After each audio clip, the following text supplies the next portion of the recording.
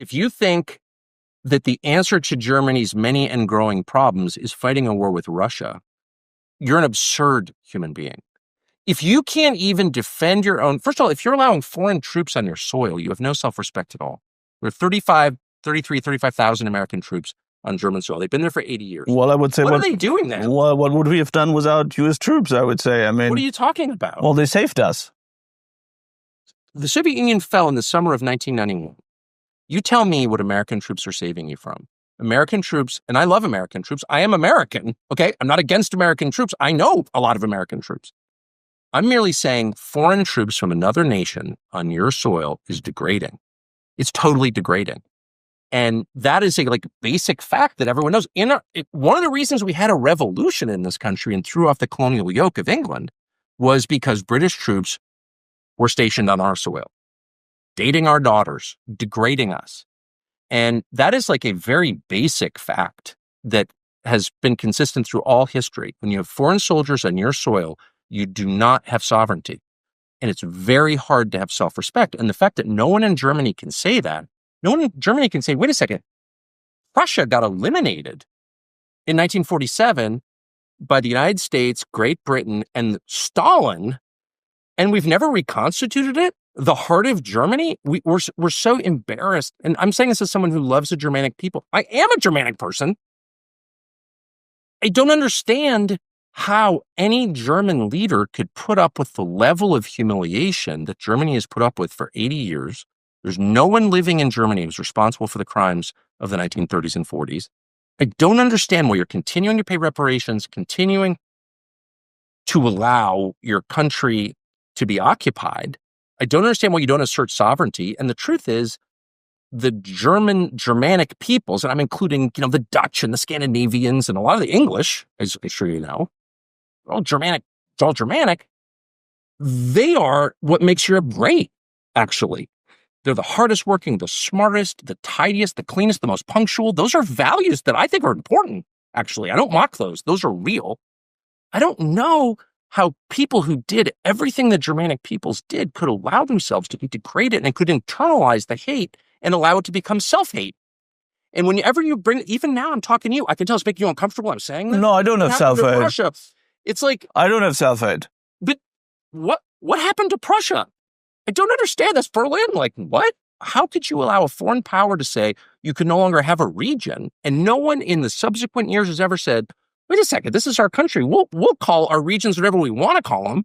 We're going to call this Prussia, and we're going to boot out foreign troops. Doesn't mean we're going to invade anyone or be invaded. We are a great country. So any leader who doesn't say that has my contempt. Well, that's what I'm saying. if we talk about the situation, oh, he's a Nazi. No, I'm not a Nazi. I hate the Nazis. If we talk about the situation right now, I would say that many Germans are happy that there is American troops on the ground. Sure, they are. They've been so brainwashed. It's so sad. Well, they're afraid. There's people who are afraid of Russia and of Russian troops attacking. I'm sure your whole country's afraid of Russia and Russian troops. That's the sad thing. But you're not afraid of millions of migrants who are wrecking your country? And it's a kind of weird masochism with the Germans. And it bothers me because they don't deserve it, because they're inherently impressive and have been for thousands, since they took down Rome. Who took down Rome? The Germanic tribes, because they're amazing people. I don't think they should sack Rome. I'm not saying that. I think what happened, obviously, in your country in 80 years, disgusting. I hate all that. Of course I hate all that. It's anti-Christian, anti-Semitic. I hate everything about it. However, that doesn't mean that your culture is worthless or that you should give it up to people from Nobody Syria says and that. Africa. What are you doing? And it's wrecking your country, and no one can say anything about it. And what it does is oh, you're a Nazi. I'm not a Nazi. I'm a German. I want Germany for Germans. Why is that bad to say? Well, average German, it has a background, Or at dinner with a German, and I'm like, what the hell is going on? Why are you letting all these people into your country to live on the street, rape people, trash your country? They're they can't talk about it. They get so shut up. Elon Musk was talking a lot about it, during the election. Shut up, Elon Musk, you're a Nazi. Well, so he was in favor of the AfD during the election. He was campaigning for them. You seem so weak to me. How about... Do you have contacts to politicians in Germany, AfD politicians? Not really, no. I'm just not that... What does it mean, not really?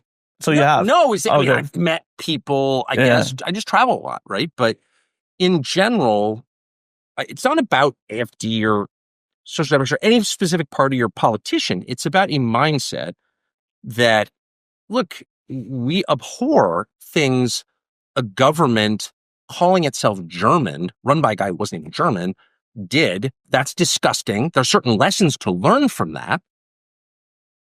Obvious lessons, which we seem to have forgotten, by the way, but whatever. There are certain lessons. I think that's important and great. I'd never make apologies for the Nazis. My gosh. But you should also never make apologies for German culture, for the long, 1,000-year history of the, not really country, but region, multi-thousand-year history of it. Like, the Germanic peoples are great. Compared to what? Compared to who? Like, you have allowed them, and it's in your school system, as you know, I'm sure you went through the brainwashing where they're like, you spend a year learning how you should hate yourself and your people. Not really. Not really. Not really. Something happened to you guys because I've never met a more masochistic people. And here's the problem with it. It offends me. So I'm not German. I don't live there, but it offends me because, and it's dangerous because if you convince someone to hate himself, and the world has convinced Germans to hate themselves, they really hate themselves. They have weird sex lives as a result, but that's not the real threat. The real threat is if you hate yourself, you're probably not going to love me, actually. It creates a kind of people who hate themselves are actually hostile toward other people. And I just think, whether it's AfD, I don't care who it is, the first German leader who stands up and says, I'm totally opposed to the Nazis, obviously, that's not even a conversation. That was 80 years ago. Are there any Nazis left? No. It's nothing to do with the Nazis. I'm pro-German. I think we should be proud of our history, our culture, our language. If you're not German, this is the indigenous population of the region. The indigenous population. Because if you're not part of that, you can leave. I don't know why that's embarrassing. If someone stood up in Beijing, China and said, we're proud of the millennia-long history of Chinese civilization, culture, language. If you're not Chinese, I don't know if you should be living here. Would you call that person a racist or a Nazi? No, be like, that sounds kind of legitimate. Because you talked about our history, German history. You hosted Daryl Cooper.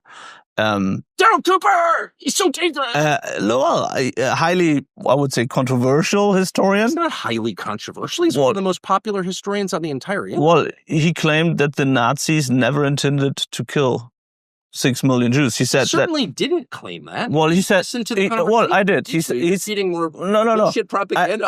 I was listening to it. He said it was just an accident, and he said did not say that. That's sitting right there. Let me quote that the Nazis simply didn't know how to care for that many people. He did not say the Holocaust was an accident. He did not say that. He was speaking very specifically.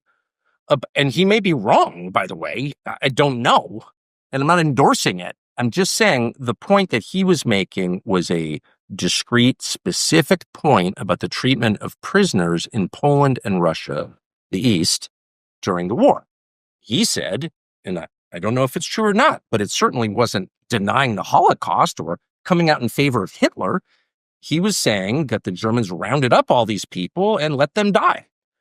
And you could argue whether that's a greater crime or lesser crime or whatever, but that is not denying the Holocaust and is not pro-Nazi.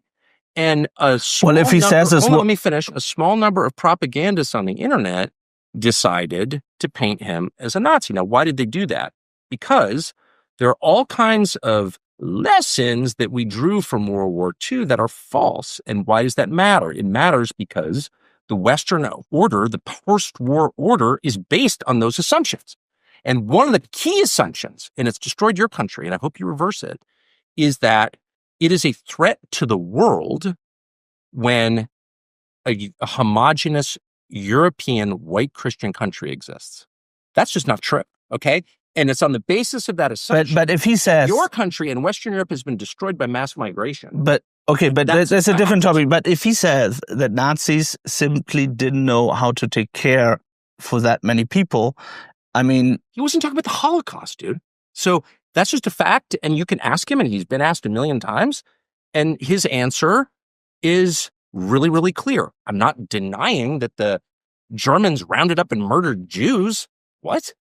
I'm not. Well, it's about the plan. So he said it was more like the Wannsee conference. No, I'm not reading. I was listening to it. Yeah. By the way, yeah.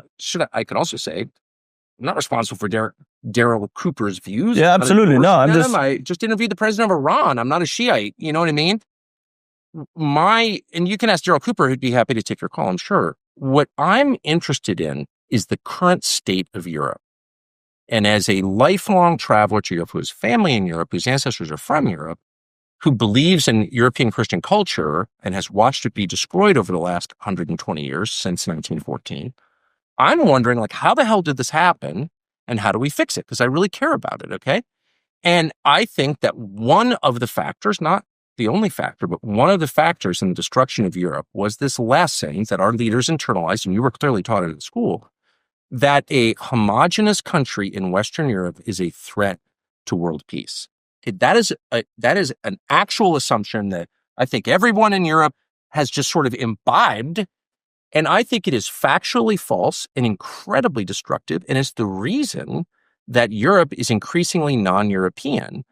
And I find it so wild that you're not allowed to say that it's considered somehow Nazi or racist to say, like, what percentage of Germany will be German? And the answer in 100 years, and the answer is probably less than half. Is that okay with you? This is the indigenous population of the country. Then the question is like, well, I mean, we're all Germans. This is crazy. There's no other part of the world that is held to this absurd fantasy standard where, it doesn't matter if the majority of the country is actually from that country, whose ancestors built the country, created the language, the culture, the music, the art. It's just like, shut up, Nazi. And where does that come from? That's where we are right now. Everyone is totally afraid. I am just so proudly anti-Nazi that I don't feel guilty saying it. It's just true. And why can't we say it? We can't say it because of that lesson that we learned. And it's a false lesson. So, like, there are lots of false lessons that we learned from history. It's not the only one. But it's important to tell the truth, don't you think? Or no one in the media thinks it's important to tell the truth. The second you say something is true, they're like, shut up! Look, he was denying the Holocaust. No, he wasn't. Thanks for watching our YouTube channel. We hope you'll subscribe to it. And by the way, you can hit the little bell on there and get notifications every time we produce a video. We hope you'll do that also.